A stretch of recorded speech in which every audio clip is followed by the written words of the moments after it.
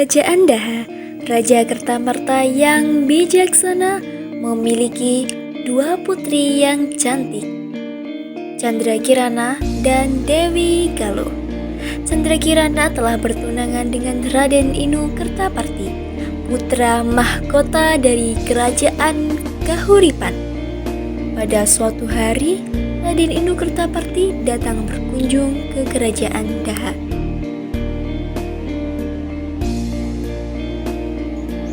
Selamat pagi, Raja Kertamarta. Raden Inu, calon menantuku. Candrakirana, calon istrimu. Dia sedang bersama Dewi Galuh. Baik, terima kasih.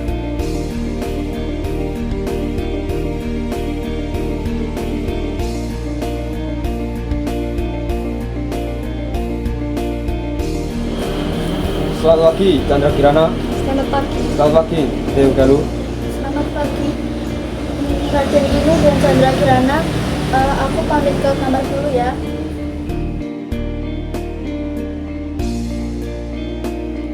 Dewi Galuh pergi ke taman dengan rasa iri akan pertunangan Candrakirana dengan Pangeran Inu.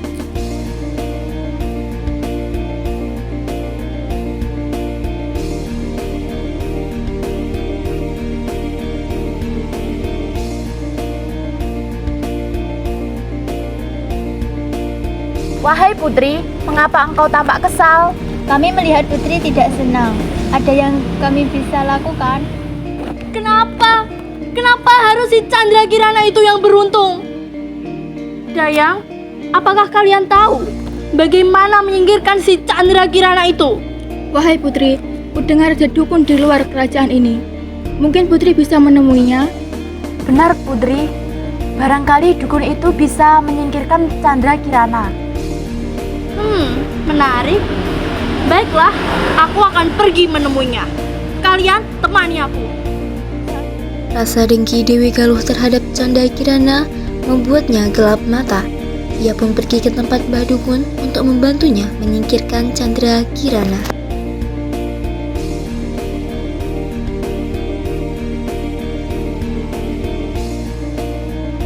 Apa yang membuat putri kerajaan datang malam-malam begini? Tolong bantu aku untuk menyingkirkan si Candrakirana itu. Jika kamu bisa menyingkirkannya, akan kuberi emas yang banyak. Tentu saya bisa. Sungguh suatu kehormatan bisa bekerja sama dengan putri kerajaan. Mbah, sepertinya ini proyek besar, perlu energi lebih. Kami akan menyiapkan sesajen untuk memperkuat mantramu, Mbah.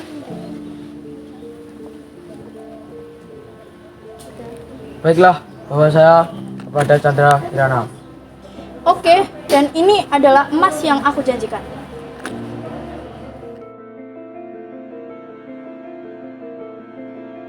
Keesokan harinya, Dewi Galuh mengajak Mbah Dukun untuk bertemu Candrakirana.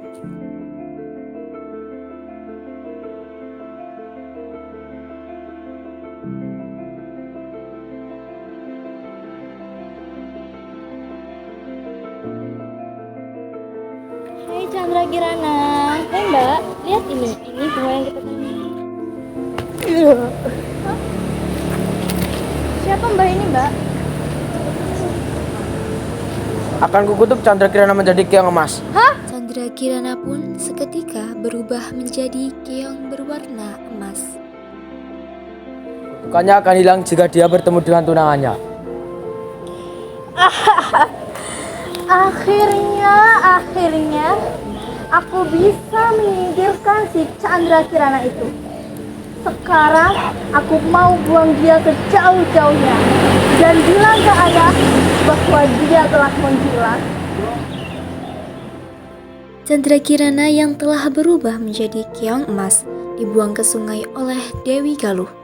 Kini Candrakirana terbawa arus sehingga terdampar di desa kecil.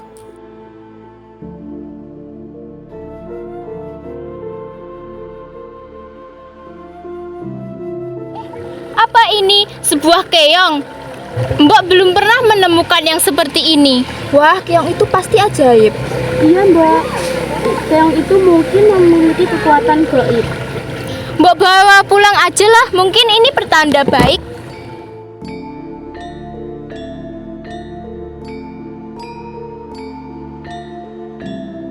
sang nenek membawa Keongmas pulang ke rumahnya. Ia merawat Keongmas ke dalam sebuah kotak.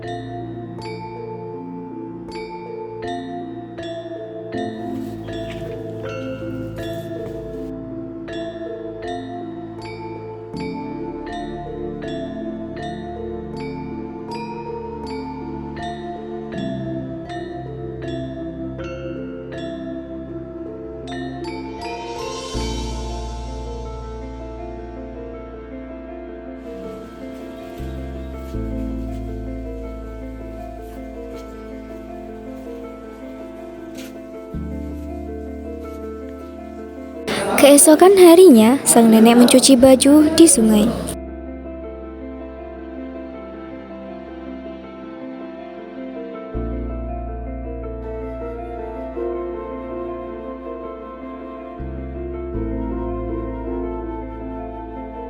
Tanpa sepengetahuan sang nenek, pagi hari Keongmas berubah menjadi manusia kembali hingga siang hari.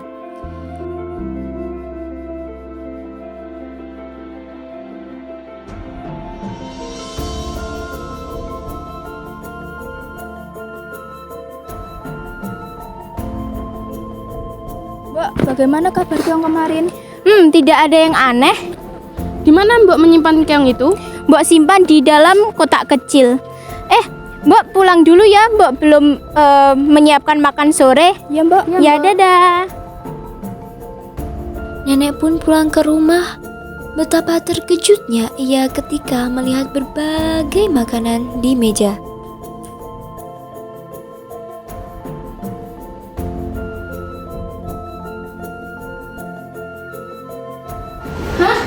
Makanan? Siapa yang memasak ini? Paginya, sang nenek kembali ke danau untuk mencari ikan.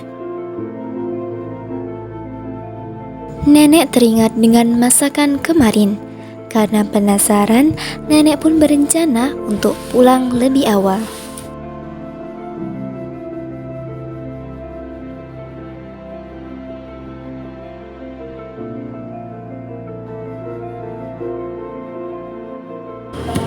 Aku akan pulang lebih awal untuk melihat siapa yang memasak.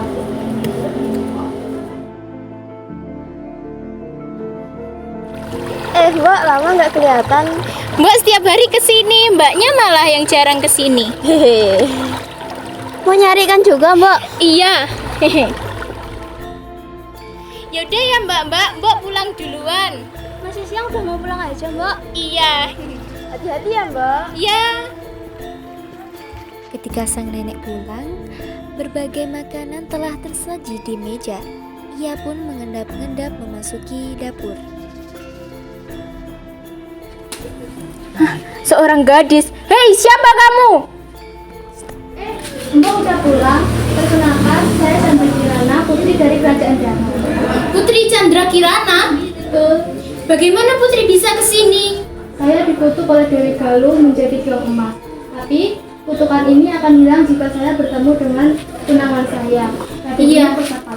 Yang sabar ya, semoga Putri segera dipertemukan oleh tunangan Putri. Terima kasih, Mbak. Sebentar ya, saya ambilkan baju. Baik, Mbak.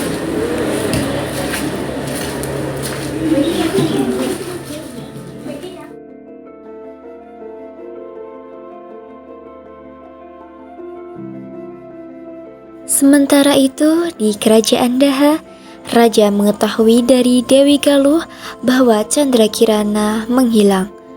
Ia segera meminta Raden Inu untuk mencari putri kesayangannya. Raden Inu kemari. Baik, Raja. Putriku menghilang. Cari dia sampai ketemu dan selamat. Maafkan atas kelalaian saya dalam menjaga Chandra Kirana, Raja. Saya akan bertanggung jawab dan mencarinya ke seluruh pelosok negeri. Sampai ketemu. Cari sekarang sampai ketemu. Baik, Raja.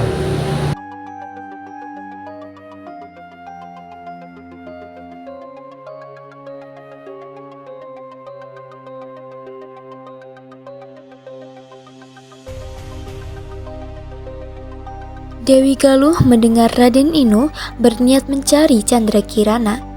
Dewi Galuh memberikan hal tersebut kepada Mbah Dukun. Mbah Dukun, Raden Inu hendak mencari Chandra Kirana. Kamu harus melakukan sesuatu sebelum Raden Inu Kertapati mencari si Chandra Kirana itu.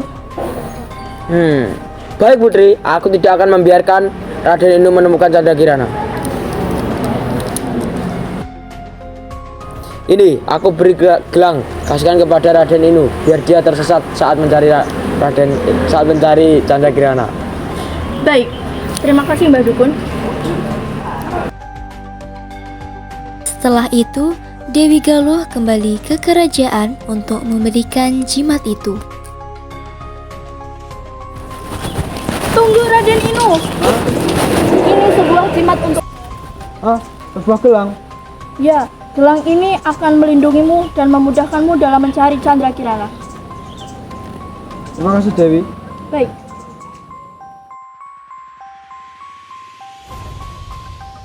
Sekarang, Raden Inu pun menyamar menjadi rakyat biasa untuk menemukan Chandra Kirana. Namun anehnya, selama perjalanan ia selalu kebingungan menentukan arah hingga ia tersesat di dalam hutan di perjalanannya. Langkahnya terhenti ketika melihat kakek tua bersandar di pohon. Ayo coba tanya ke kakek tua itu. Baik Tuan. Ingat, jangan panggil aku Raden ataupun Tuan di depan kakek itu. Baik.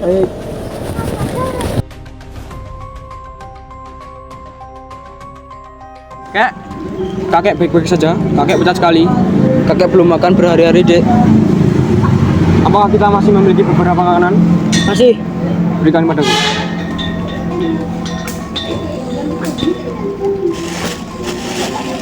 Ini kek, ada sedikit dari saya. Silakan makan.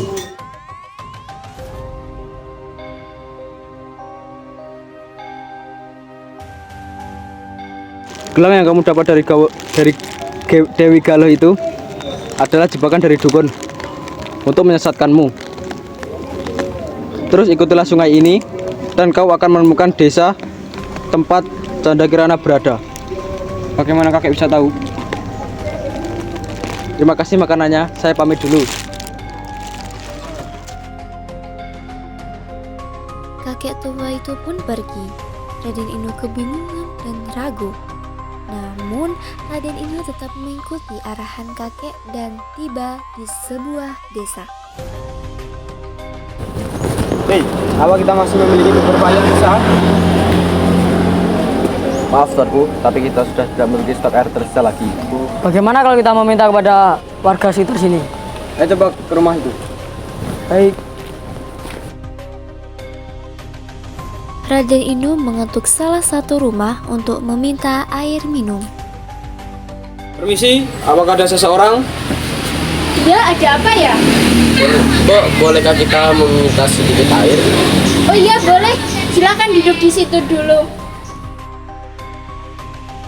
Putri, tolong ambilkan 4 gelas air minum. Baik, Mbok. Bentar.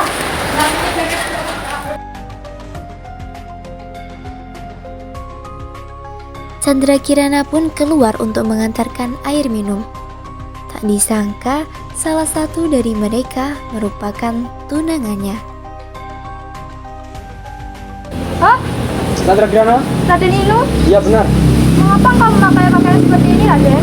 Itu tidaklah penting sekarang. Kemana saja kamu, Chandra? Aku dikutuk oleh Dewi Galuh menjadi keong mas Raden.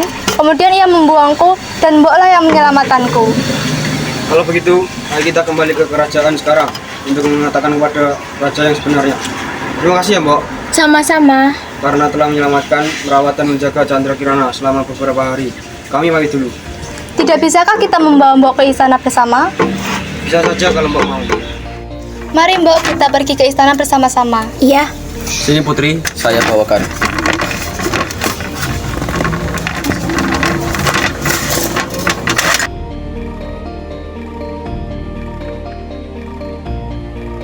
Chandra Kirana dan Raden Inu kembali ke istana dan membawa Mbok, lalu menceritakan semuanya.